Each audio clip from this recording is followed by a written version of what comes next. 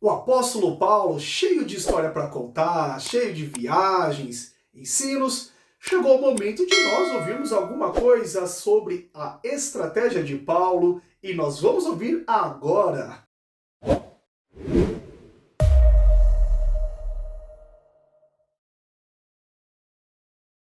Olá a todos, sejam mais uma vez bem-vindos ao canal Movimento Conversa Cristã. E hoje é dia de continuarmos desta saga, sabe? Os melhores momentos de Paulo. Já falamos aí, momento de número 10, o longo discurso de Paulo. Quem não se lembra do dia que Eutico cai e morre, né? O número 9, o testemunho dos demônios sobre Paulo, quando até os demônios olharam para o camarada e falaram assim, olha, o Paulo eu conheço, né?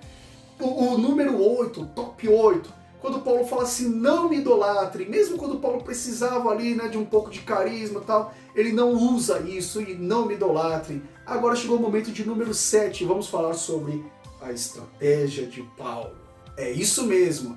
E para este momento, eu separo aos irmãos Atos, capítulo de número 17, e estamos em Atenas, aquela cidade de Atenas, a famosa Atenas.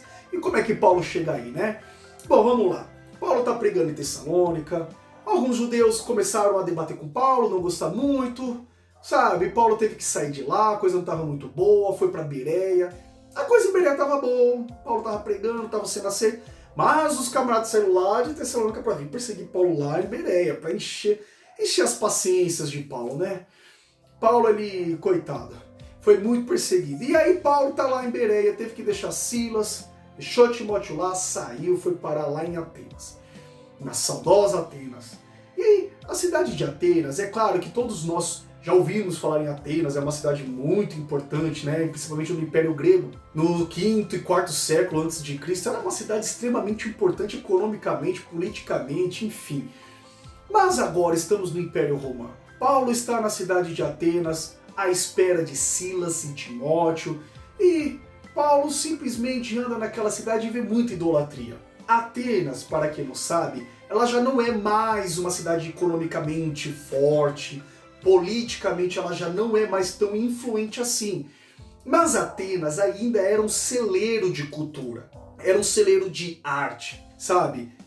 Ela tinha muita idolatria, era uma cidade que tinha muitos ídolos, sabe? Esculturas, arte. Era uma cidade que se você quisesse naquele tempo ver arte, você iria a Atenas.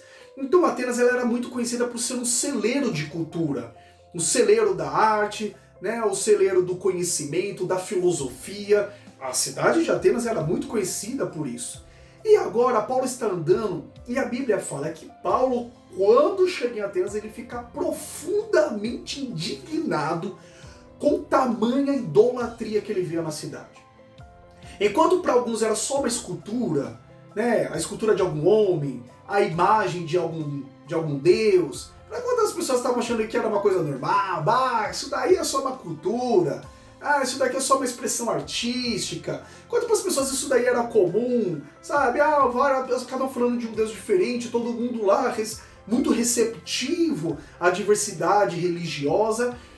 Agora Paulo chega e ele fica abismado, ele fica estupefato com tamanha idolatria na cidade. O apóstolo Paulo, ele vai para as sinagogas e ele agora está falando com os judeus e alguns gregos que estavam crentes ali, que estavam se aproximando do judaísmo. E Paulo começa a falar com eles, está discutindo nas sinagogas nos sábados, que é os dias que os judeus estavam lá. Mas durante a semana, Paulo não podia deixar quieto. E aí Paulo, irmãos, tá lá no mercado, tá na praça, tá falando, tá discutindo com o povo, tá anunciando Jesus. E até que Paulo, com tanto falar de Jesus e falando que Jesus ressuscitou, algumas pessoas começaram a achar estranho. Mas a gente já ouviu de tanta coisa, já ouviu falar de Zeus, já ouviu falar de Platão, já ouviu falar do Júpiter, já ouviu falar de tanta coisa, sabe? Da Rã, do Deus de qualquer coisa, aí do Deus Ra, do Deus Sol, da Lua, agora falar de Jesus, quem é Jesus? Os camaradas começam a achar estranho, fala de ressurreição. E aí Paulo está falando com um grupo de epicureus, estoicos, e aí esse grupo, né, os epicureus que eles cultuavam, né, o prazer, a felicidade, né, a não sensação de dor, né, que eles buscavam isso através do conhecimento, através de filosofia, e que tinha essa linha filosófica, né, os estoicos lá, eles tinham uma outra linha, mais pró-natureza, de entender como que a natureza fala com vocês, e que ia para o panteísmo, né.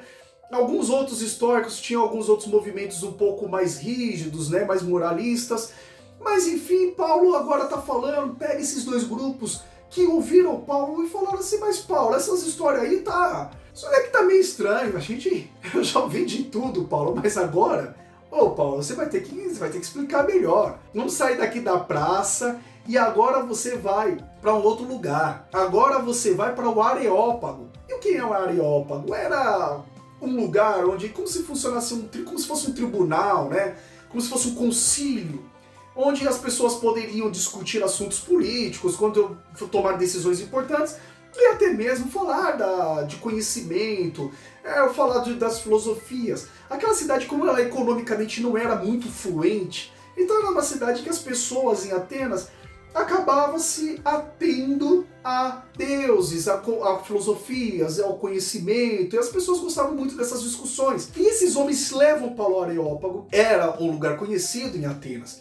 E agora está Paulo lá diante de filósofos, professores das faculdades de Atenas, né, os reitores, os renomados, né, pessoas a fim de aprender, né, não é uma pessoa comum. Agora estão lá as pessoas que estão querendo aprender, né, uma nova linhagem, conhecer novos deuses, né, quem sabe. Então ali estavam lá as esculturas, estavam altares para vários deuses, né? Então imagina ali, altar para um deus, para dois, para três, para um monte de altar, para tudo quanto é deus. E aqueles homens estão naquele Areópago, né? Naquele tribunal cheio dos lugares de idolatria. E eles falam assim para Paulo, agora Paulo, você vai falar pra gente qual que é a sua, né? Quem é esse Deus aí que você está tanto proclamando? Paulo se levanta e Paulo diz, varões atenienses, né? Já começa a chamar a atenção, todo mundo olha, agora ele está chamando os atenienses, todos prestando bastante atenção em Paulo, e Paulo começa elogiando, vejo que vocês são bastante religiosos, sabe? Vocês têm uma cultura vasta, religiosa, vocês se importam, vocês creem, né, em vários deuses, e as pessoas estavam ali, né, o ego inflamado, né, massageado. E aí Paulo, capítulo 17, versículo 23, chega no momento do nosso top de número 7. É o momento da estratégia de Paulo. Versículo 23 está escrito o seguinte: pois andando pela cidade, observei cuidadosamente seus objetos de culto, e encontrei até um altar com esta inscrição: ao Deus desconhecido. Ora, o que vocês adoram, apesar de não conhecerem, eu lhes anuncio. O que é isso, Paulo? Você está no meio de idólatras, você está no meio de altares. Aí você me pega um altar e fala lá, agora eu vos anuncio Deus. Como assim, apóstolo Paulo? Talvez nos dias de hoje a gente começasse a pensar desse jeito, né? Como assim o crente está lá no bar, você já vê no bar, você já começa a julgar, não sabe nem se a pessoa está pregando ou não, né? Ou se foi, enfim, buscar lá o tio, se foi comprar um fósforo. Mas Paulo está no meio de um povo idólatra, ele pegou ali, e ele usou, irmãos, olha a estratégia de Paulo, ele usou a idolatria do povo para anunciar e ensinar que você só tem um único Deus. Olha que coisa tremenda. Paulo, ele poderia, irmãos, usar de vários outros artifícios, mas Paulo ele usou do melhor, vocês entenderam? Porque ele viu vários deuses ali, vários altares, e aí tinha um altar para o Deus desconhecido, sabe aquele...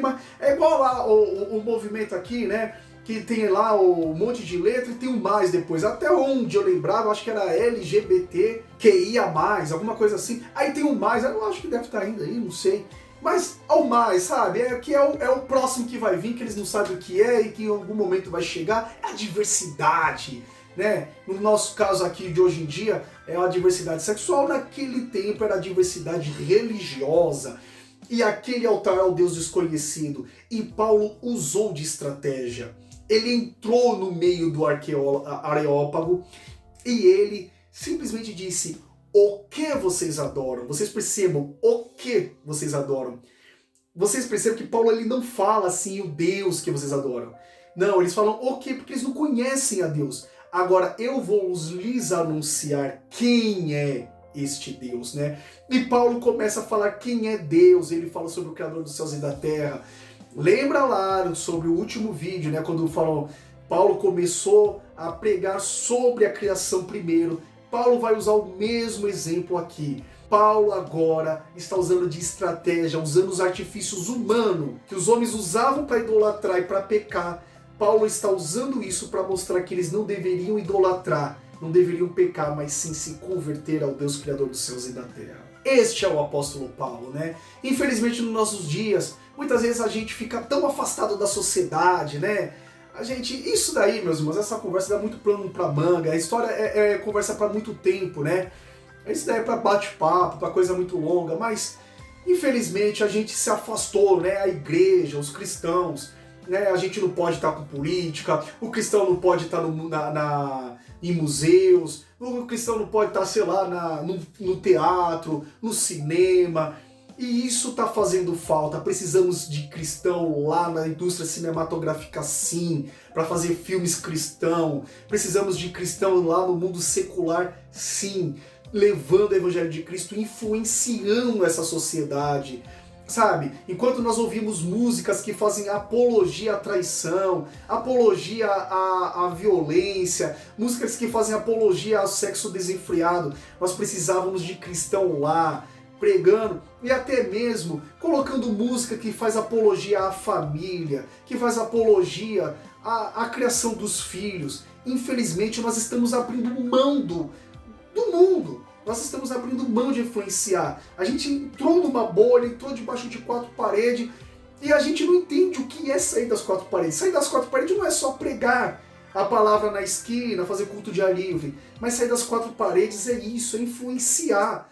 Até quando a gente vai ver a sociedade oprimindo a igreja e a gente não fazendo nada, sabe? Então, o ensino de Paulo tá aí. Este altar ao Deus desconhecido, o que vocês adoram, agora eu lhes anuncio. E esta é a lição de número 7, o momento de número 7 de Paulo é a estratégia de Paulo. A igreja precisa melhorar as estratégias, nós precisamos sair para o mundo, nós precisamos usar os meios que nós temos para proclamar o Evangelho de Jesus. Amém? Se você está até aqui, até agora, é porque você gostou, então curta esse vídeo, né? Deixa aí o seu like. Se você quiser participar deste movimento, venha, inscreva-se. E eu te aguardo até o próximo vídeo, se Deus quiser. Fique na paz.